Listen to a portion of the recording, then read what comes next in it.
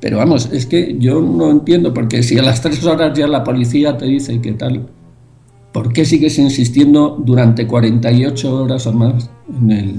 Pero yo creo que todos sabemos... Por las elecciones. Claro, yo creo que todos sabemos o imaginamos sí, por lo que era, ¿no? Que era el hecho de decir, bueno, si decimos que han sido los islamistas, probablemente, como Aznar había estado muy involucrado con la guerra de Irak, pues la gente iba a castigar, por decirlo de alguna manera, que así pasó, claro, con un voto de castigo al gobierno de José María Aznar. Yo creo que el voto de castigo fue más por el haber manejado mal la crisis y por haber mentido insistentemente que era ETA, que realmente por el atentado o por el origen de los atentados, que era la guerra de Irak. Yo creo que fue más por eso, por la mentira, que por lo de la guerra. Yo creo que en todos los países, los ciudadanos, países democráticos, me refiero, perdonan menos la mentira que el error en la gestión política. Y este ejemplo lo tenemos por ejemplo, valga la redundancia, con Nixon, ¿no? Nixon cometió una ilegalidad espiando al Partido Demócrata en el Hotel Watergate. El problema no es que hiciera esto, el problema es que lo negó y se fue desprendiendo de todos sus hombres de confianza para que cargaran con el problema. Al final tuvo que dimitir. Y tenemos el ejemplo contrario con Reagan, con lo de la Irán-Contra, que reconoció que lo había hecho, pero que lo había hecho para el bien de Estados Unidos y que se había equivocado, y le perdonaron. Yo creo que la mentira en un político que dirige tu vida y que es el que manda y es la máxima autoridad, el hecho de que te mienta, pues realmente yo creo que ya pierde toda autoridad y el poder también, claro, en este caso. Sí, pero depende del calibre de la mentira, porque... es que era muy grande, porque claro, mira, yo... Claro, por eso te digo, pero es que en esta última legislatura nos han mentido muchas veces. Sí, bueno... El partido y el señor que nos ha mentido ha vuelto a salir menos perdedor que los demás, es decir, me refiero a menos perdedor porque ha sacado más... Pero por eso digo que depende del calibre de la mentira que te suelten, ¿no? Sí, pero ya ves que ha perdido menos, pero de todos modos se lleva un buen varapalo el Partido Popular. Entonces yo creo que buena parte es, como decía Jesús, es por las mentiras que han dicho, más que por la gestión o la mala o buena gestión que haya hecho el Partido Popular. Pero es que José María Aznar ya nos mintió. Cuando fue a la guerra diciendo que había armas de destrucción masiva, y cuando los atentados, ya no solamente cuando los atentados, sino en esas elecciones tan próximas, ya se sabía que fue mentira lo de las armas de destrucción masiva. Es decir, ya previamente a esa mentira gorda de los atentados, ya se sabía que Aznar nos había mentido. Las encuestas en esos momentos, antes de los atentados, daba un 50-50 entre PSOE y PP, es decir, que la cosa estaba muy en el aire todavía. Y yo creo que los atentados pues aceleró la victoria de Zapatero, ¿no? Fíjate, estaba leyendo aquí, a referencia de todo esto, esa misma mañana la cadena SER decía a las 13:10 de la mañana, recordemos que los atentados fueron a las 7:36, o sea, a las 13, que son, ¿qué? Casi, la una. Sí, pero no, quiero decir que son 6 horas después de los... Más o menos.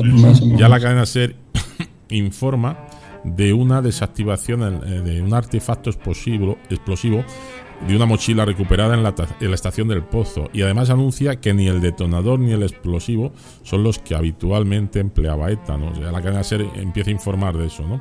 Dice, tampoco el dispositivo accionado por un teléfono móvil.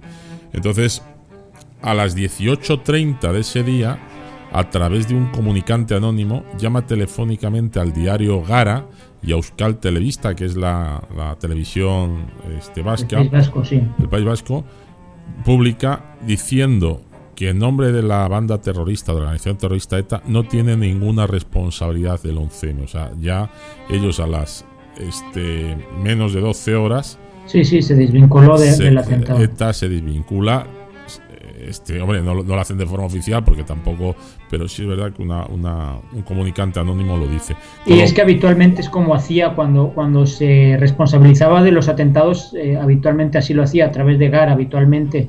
Entonces, pues era el método habitual que usaba ETA para informar que había cometido o para hacerse responsable por algún atentado. En esta ocasión utilizó el mismo medio para decir, ¿sabes qué? Nosotros no hemos tenido nada que ver con esto. Sí, así es.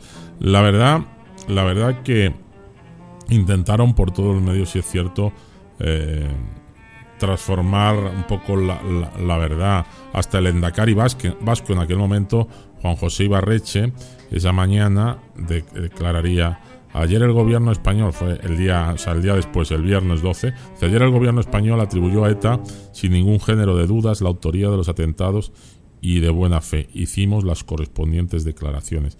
A lo largo del día vino después la confusión.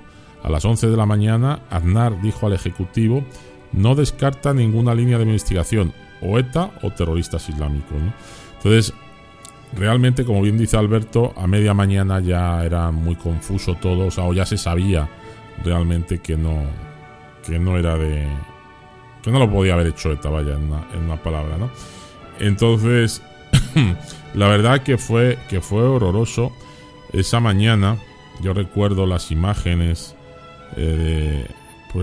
sobre todo del pueblo de Madrid que hizo, bueno, pues se volcaron con donaciones de sangre en todos los hospitales. La propia gente, la policía municipal, los barrenderos, bomberos, los taxistas, bueno, ayudaban a todo el mundo. Y bueno, hay una placa, también lo digo para quien de hecho la mayoría de los traslados desde las estaciones a los hospitales fueron en taxis, porque las ambulancias no se daban abasto. Sí, entonces los taxistas tuvieron mucho que ver para poder ayudar a la gente. Y posteriormente, tú fíjate que posteriormente, ese mismo día, pero unas cuantas horas después, todos los familiares que sospechaban que había miembros de su familia, podría haber miembros de su familia involucrados en ello, pues los familiares empezaron a buscar a esas personas por los hospitales. Wow. Y los taxis de Madrid se concentraron en Atocha para llevarlos a las familias. Y los llevaban recorriendo todos los hospitales de Madrid hasta que, en unos casos no, y en la mayoría sí, podían encontrar al familiar herido en alguno de los hospitales, de los muchos hospitales que hay en Madrid. Yo, al margen de las patrañas políticas que se dieron, porque aquello fue vergonzoso, yo quiero destacar, como decía José María, la solidaridad de los madrileños, ¿no? Es decir, fue algo, una vez superado la primera hora, las primeras 2 horas de shock, pues la gente salió a la calle a ver qué podía hacer. Es decir, yo conozco a gente que salió, decir, bueno, a ver qué puedo hacer yo aquí, ¿no? Es decir, no había muchas posibilidades porque todo estaba muy, afortunadamente se controló, pero la gente no podía parar en casa. Es decir, yo aquí tengo que hacer algo, tengo que servir de algo, porque fue de tal envergadura que mucha gente pensaba que los servicios madrileños no podrían a lo mejor dar abasto. Y afortunadamente no fue así. Es decir, Madrid se quedó sin tráfico. Hubo un llamamiento de que no se utilizara el coche y los teléfonos móviles para poder facilitar la movilidad de ambulancias y comunicaciones. Fíjate que yo hoy cuando le comentaba a un paisano nuestro que además vosotros conocéis, que es Manuel Ovalla, desde aquí le mandamos un saludo, me comentaba que bueno, pues él tiene, como él es de origen español, aunque ya nació aquí, pero su primo hermano, la hija, fue una de las víctimas, ¿no? Y además ha salido muchas veces en la televisión, perdió un ojo y se quedó bastante mal, ¿no? Ya salió muchas veces en televisión su imagen, ¿no? Y es la sobrina de Manuel. Pero fíjate que yo recuerdo un amigo que trabaja, todavía en la policía concretamente, y me decía una cosa que era totalmente demoledora. En aquellos entonces, estamos hablando de hace 12 años, claro que existía la telefonía móvil, como todos sabéis, y te mando un saludo, Manuel, nos está escuchando y me ha mandado un mensajito. Y fíjate que los teléfonos móviles que existían, pues no eran los smartphones de ahora, pero eran teléfonos móviles, a lo mejor un poquito más gordos, más grandes o más así, ¿no?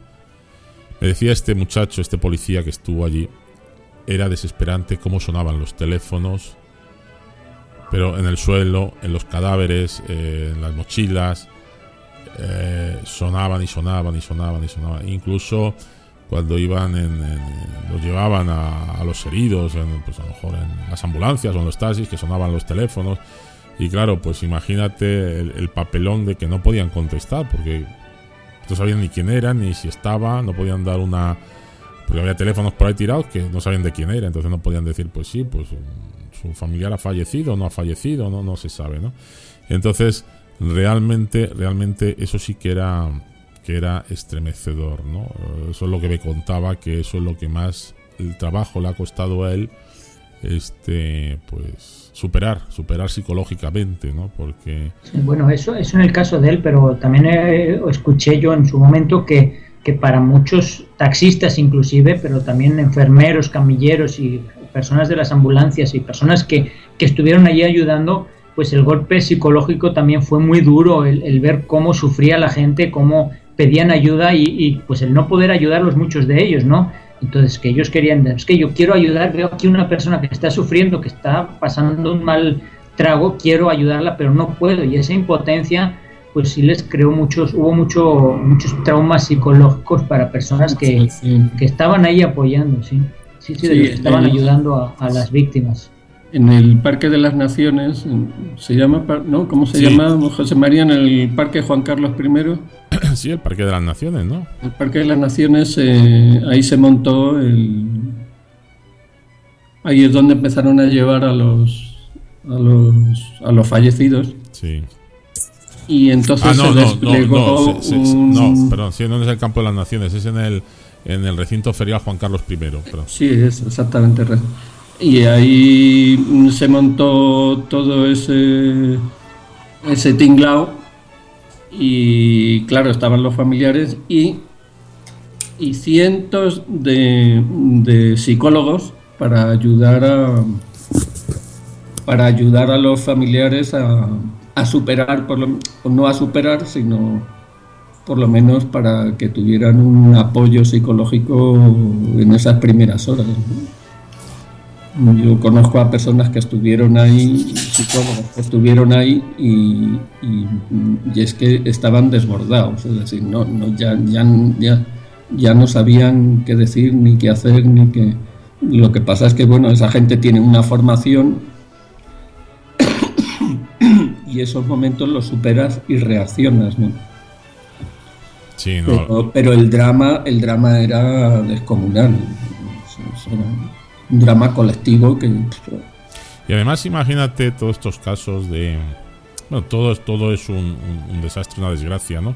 Pero muchas mamás que sus chicos de 15, 17, 16, 18 años, pues los acaban de desayunar en la casa, irse al instituto, al colegio, a donde fueran, ¿no? Y muchos de ellos no volvieron, no perdieron la vida, ¿no? Universitarios, y gracias que en la Universidad de Madrid ese día no sé qué pasó, que no hubo. Sí, algo sí recuerdo que algo pasó, sí. Y entonces no hubo clases en la universidad y no hubo la afluencia de estudiantes universitarios en esos trenes, la afluencia que había diariamente, ¿no? Porque si no efectivamente hubiera sido peor. Sí, no, hubiera sido un desastre, pero bueno, y aparte la hora que eligieron, pues fue también decisiva, ¿no? Porque obviamente, como pasa en todas las grandes ciudades, las primeras horas de la mañana pues